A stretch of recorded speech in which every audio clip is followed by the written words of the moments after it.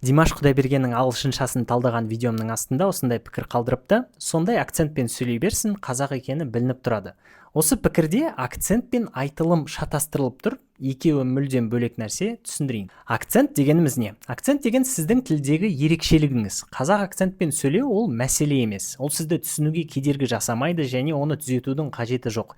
Бәріміз әртүрлі ұлттанбыз, ол біздің ерекшелігіміз. Мысалы, америкалық сізге қазақша «Менің атым Кевин» десе, сіз оны ұғасыз, америкалық акцентпен айтып тұрса да.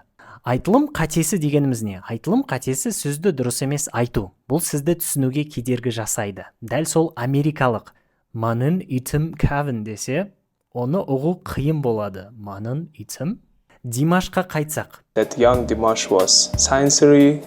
Бұл сөздің дұрыс айтылымы sincere емес, sincere, және бұл акцент емес, бұл айтылымдағы қате. Ағылшынша сөйлейтін адам сізді түсінбей қалуы мүмкін.